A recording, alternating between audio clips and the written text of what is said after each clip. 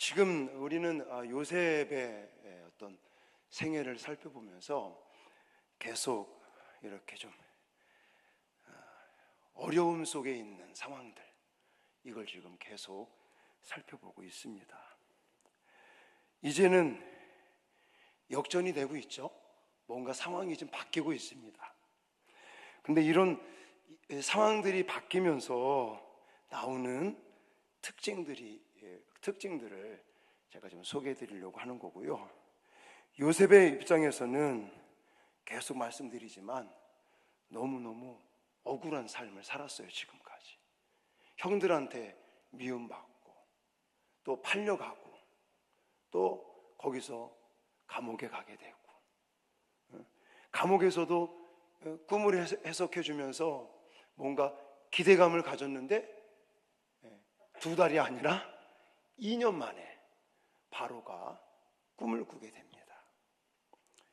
그래서 이제 바로 앞에 섰는데, 지금 바로 앞에 선 요셉을 저는 준비된 사람이다, 이렇게 생각을 하는 거예요.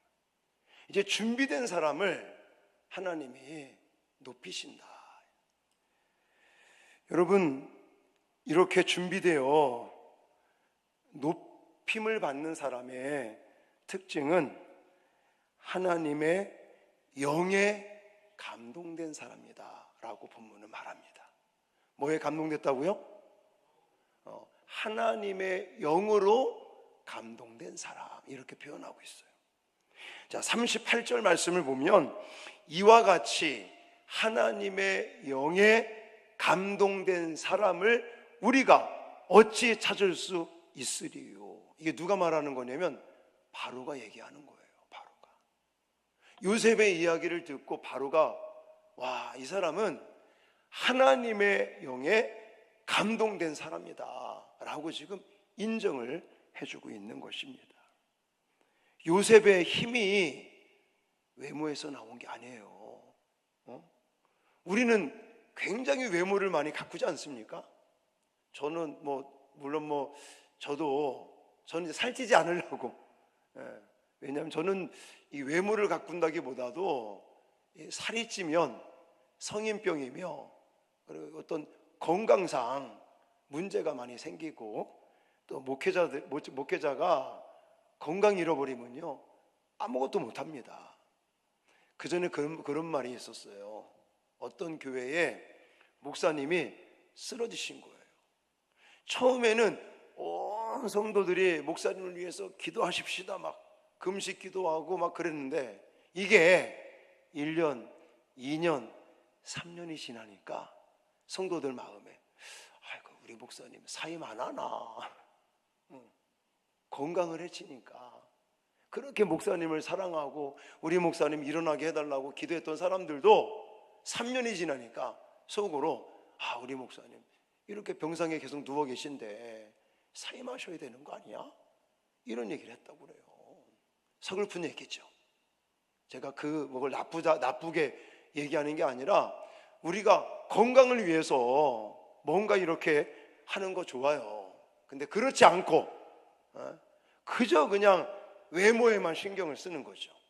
물론 사람은 가꿔야 되고 또 예뻐지고 싶은 게 사람들의 욕구 중에 하나죠.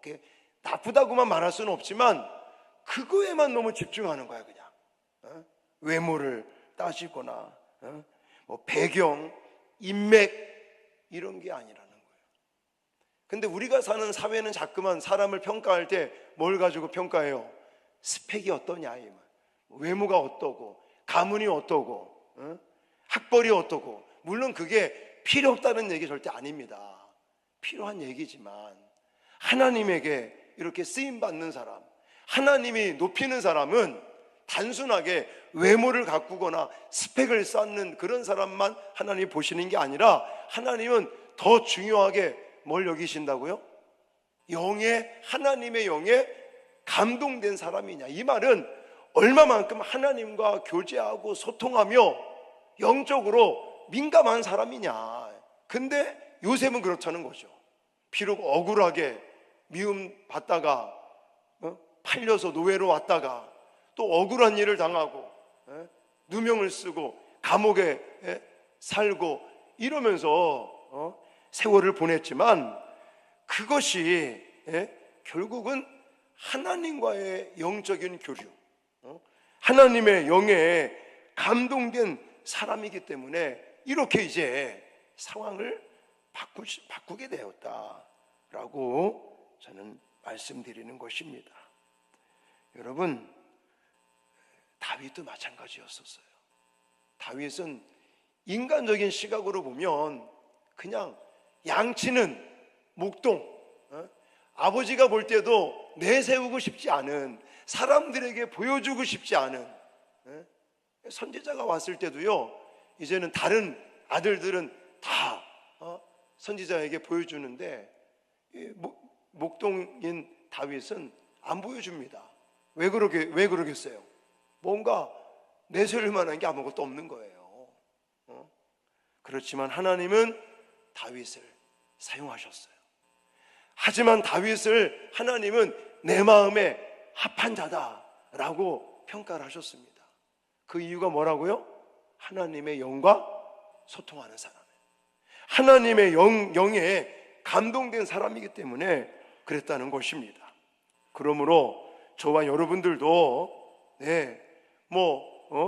물론 우리가 어떤 미래에 준비를 해서 어떤 회사에 들어가서 취업을 하고, 물론 이것도 필요한 얘기지만 이것보다도 우리는 정말 하나님과 어떤 관계성을 가지고, 내가 교회는 출석하고 있는데 정말 하나님의 영에 감동되는 그런 삶을 살고 있는지, 아니면 교회 나와서는 그런 척 하다가 여기 문을 나가면서는 아예 그냥 하나님과는 무관하게 세상적으로만 살아가고 있는지 우리 자신들을 살펴봐야 될 줄 믿습니다. 그리고 지난 시간에도 말씀드렸지만 낮아짐의 시간은요 절대 헛되지 않습니다.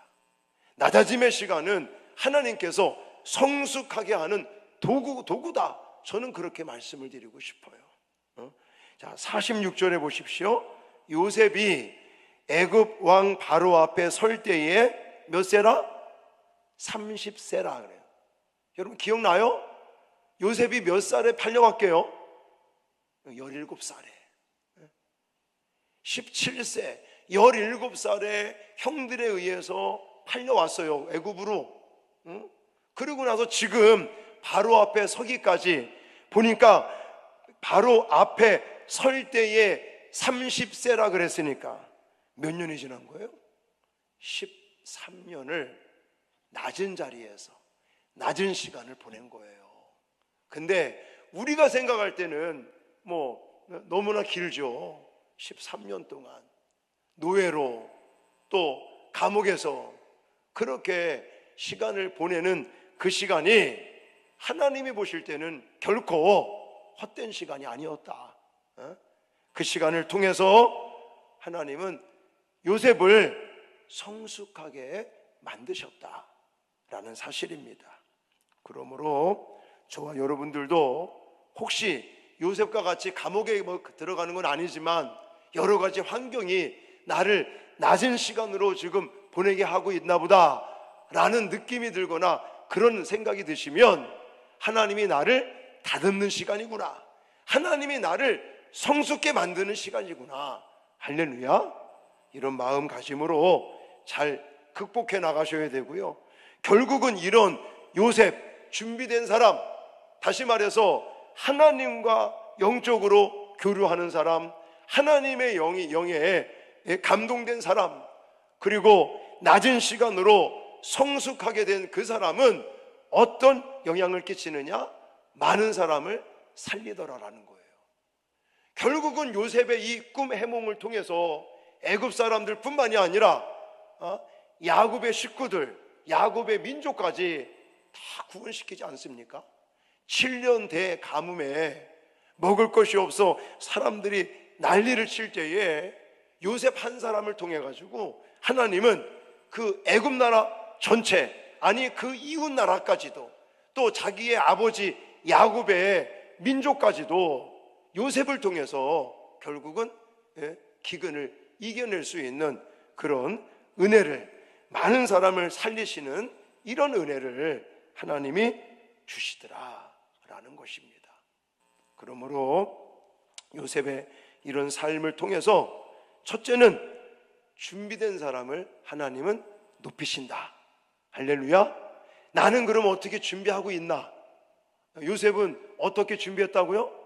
하나님의 영에 감동된 사람으로, 그리고 낮은 시간을 통해서 성숙하게 되어지고, 그걸 통해서 결국은 하나님이 요셉을 높이시고 요셉을 통해서 많은 사람을 구원하신 것처럼 저와 여러분들이 하나님 앞에 잘 준비가 되어서 정말 많은 사람들을 살리는 복된 삶을 사시기를 주님의 이름으로 축원합니다.